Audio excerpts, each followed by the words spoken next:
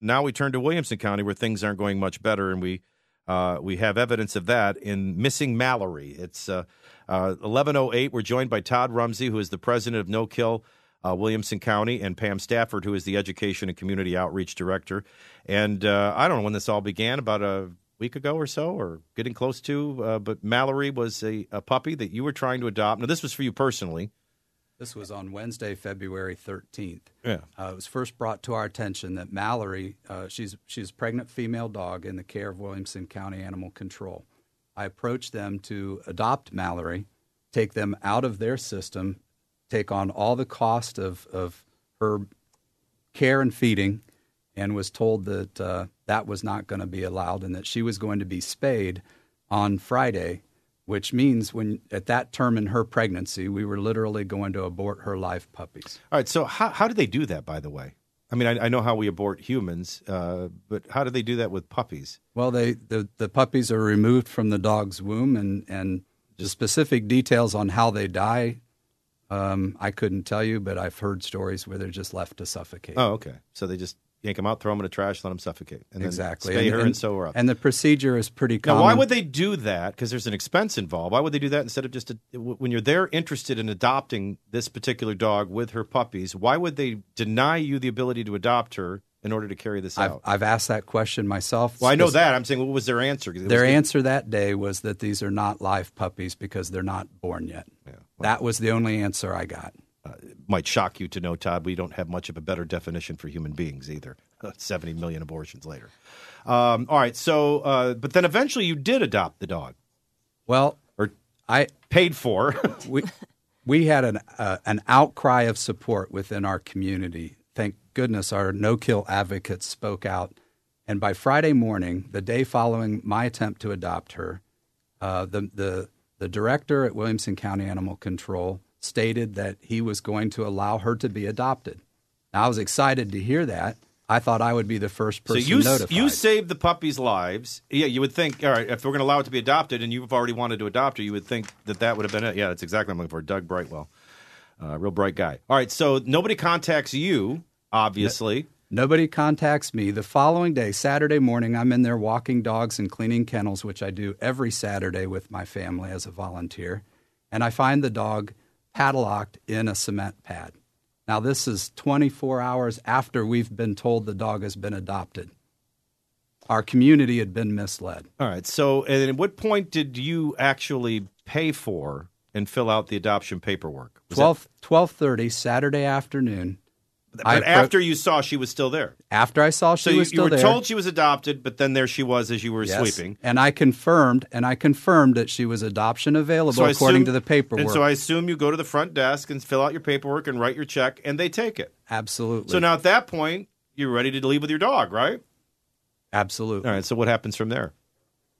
Director Brightwell makes a call to an employee, tells them we're not going to leave with the dog, and we're left standing there confused. Is this spite because you guys stopped the dog from being, I don't know if we call it, I don't want to disrespect the human births, but I guess because we weren't allowed to abort these puppies and spay this dog? I have no idea why I was being denied, other than the fact that they know at this point that I'm the president of No Kill Williamson County, Tennessee. I represent a group of concerned citizens who want things to change within our shelter. It sure sounds like spite. I'm saying it. You don't have to. If that makes you uncomfortable. All right, because there's no other reason. I mean, I wonder if I'd have been there Saturday at 12:30 and I filled out the paperwork, and if I paid for that dog, would I have left with it, having no affiliation with No Kill Williamson County? What I was being told repeatedly was the dog had been adopted. I couldn't understand how I could fill out and complete an adoption contract, which was witnessed by an employee of Animal Control, and how they could take my payment and then turn around and tell me that somebody else had already adopted the dog. Oh, but wait, there's more. So when you ask, the dog's been adopted, may I see proof of that? Did you ever get proof of that? None. Right. And then now you would think, okay, well, obviously we got a really bad director here. Perhaps there's a mayor or somebody that could come down and fix things. How did that work? Well, luckily, a friend of mine happened to have the mayor's phone number, and we called him, and he came down. Oh, well, so great. It's resolved. You have the dog. No, it's not resolved. Again, the mayor told us that he's being told the dog's paid for, and the dog is not going to leave with us. I specifically asked the mayor at that point in time, to explain to me why I was not notified when the dog became available for adoption, since I was, as far as we know, the first person who asked to adopt the dog. Any interest whatsoever in this animal? The only response I got at that point was to be told by the mayor that I better be careful. Oh, what was he, like, hanging out with Obama now? We're threatening? What are you, Bob Woodward? You better be careful. All right, so anybody here seen our old friend Mallory? If she's adopted, somebody has her, right? We are told that she has been adopted and that somebody has her. We know for a fact that she did not leave that shelter until at least late Saturday night. That's 48 hours after the community. How does she leave when the shelter's closed? We have no answers to that either. We've asked all these questions, Michael. We've asked our commissioners. We've asked the mayor. We've sent emails. We've made phone calls. We get no response. I'm flabbergasted. I mean, this is like a made-for-TV movie getting ready to happen. Did we find out these puppies are made of gold or something? Is there something about this particular animal that we're unaware of, that she's being ushered out in secrecy in the middle of the night? Well, apparently she's made of something like gold, because the rescue who we are told she went to adopts out 94% cats. They're not even a dog rescue. So were we not allowed to bring that name up, by the way? Are we not allowed to? I don't know. All right. Is that where we think Mallory is, St. Francis? Yes. And has anybody called St. Francis and confirmed that she's there? People have attempted to call St. Francis. All right, and they won't say. I'm not sure if they're getting a response or getting their phone calls returned, but yes, we know people have attempted. Okay, so if you as an individual are wanting to adopt this dog and its puppies, and then we find out that she is at a rescue center, I mean, are they adopting? Are they going to adopt her out now? Did anybody refund your money yet, by the way? No.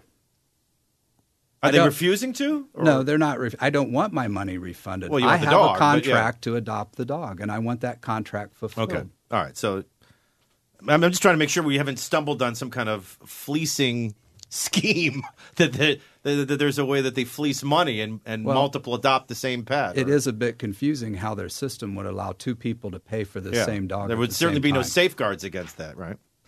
All right. Todd Rumsey's joining us along with Pam Stafford, who is the Education and Community Outreach Director for No Kill Williamson County. Well, the good news is the animal hasn't been destroyed. The bad news is, what does this all tell us about what's really going on? The bad news is this isn't an isolated incident. We know of many other dogs and cats where the same procedure is being performed. The same day we learned of Mallory, they wheeled a lab mix female into the veterinary office and aborted her 11 puppies. She's a beautiful dog. You can see her on our Facebook page, No Kill Williamson County, Tennessee. Her name's Cheyenne. All right, so this is about not spaying and neutering as much as about dealing with pregnant animals. This is about an animal control facility who has volunteers who are standing up and saying, we'll take these animals off of your system. We'll incur the cost of their health care.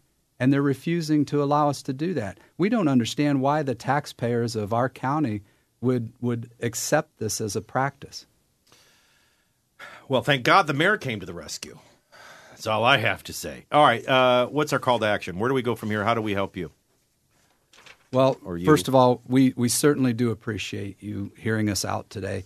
And it's the voice of our community that needs to be heard. I'm trying to think of who's that guy, Tommy, over at Channel 5 that loves to do all these investigative... Phil Williams. Oh, Phil Williams would have a field day with this. Phil's the one who buried the guy with the company car. I would love to send Phil... Make a note to call... We'll call Phil. And see if Phil will go find... I wish somebody could find Mallory. Let's interview Mallory. Can we get Mallory on a milk jug, for crying out loud? Who the heck knows what's going on?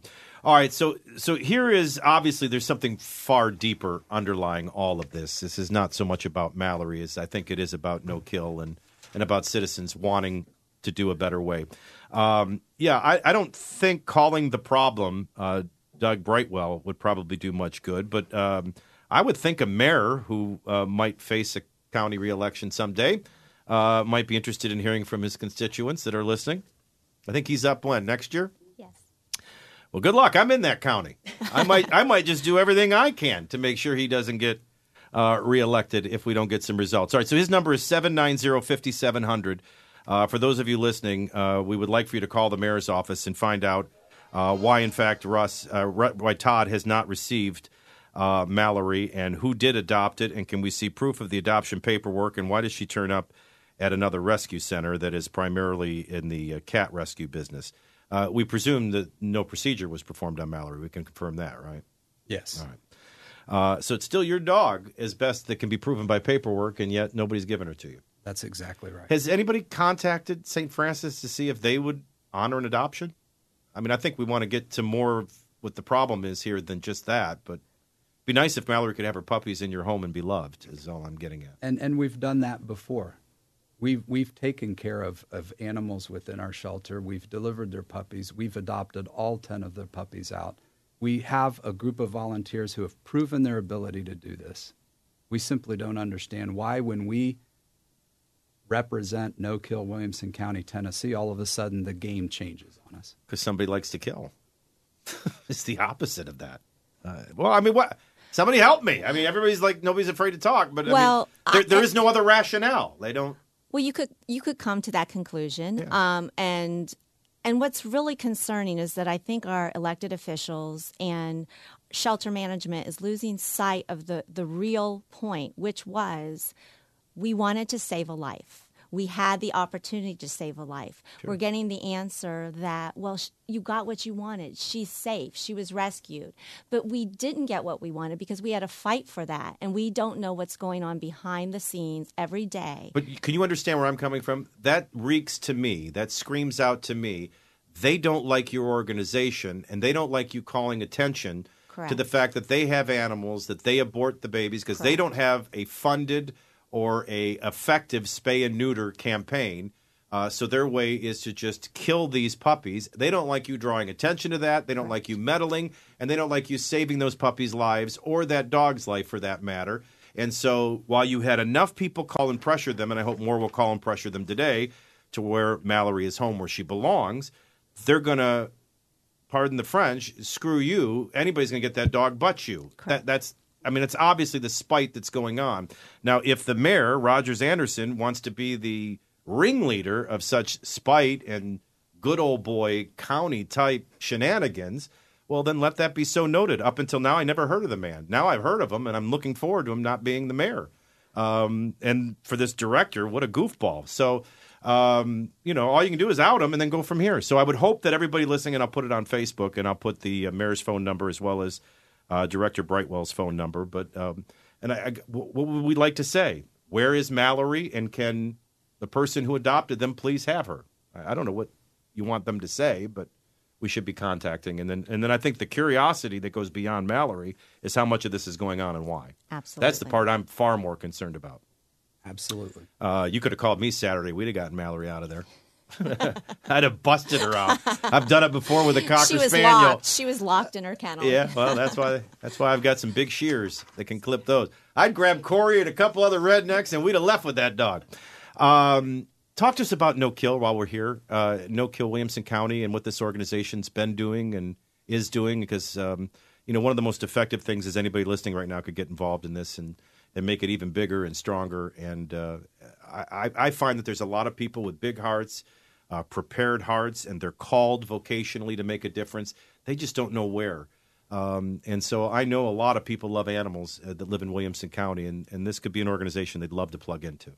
Well, we urge everybody listening to just Google No Kill Williamson County, Tennessee. You'll find our website. You'll find us on Facebook. Like us, follow us, and we are an organization of concerned citizens. Most of us are long-term volunteers within Williamson County Animal Control, and we simply want to guarantee life for animals. What is the kill rate in Williamson County? Right now, the kill rate is 67%. So not much better than Metro. Well, no. 75. No, that's no, not, I'm sorry. That's The not kill, the the kill kill. rate. I'm sorry. The save rate. Save rate is 67. Is 67%. I misspoke. Yes. That's okay. But that hasn't significantly improved since 2011. But when we And what are the keys to this? the keys to this are volunteers. It's absolutely the key. And we're not going to compare ourselves to Metro because our demographics are very different.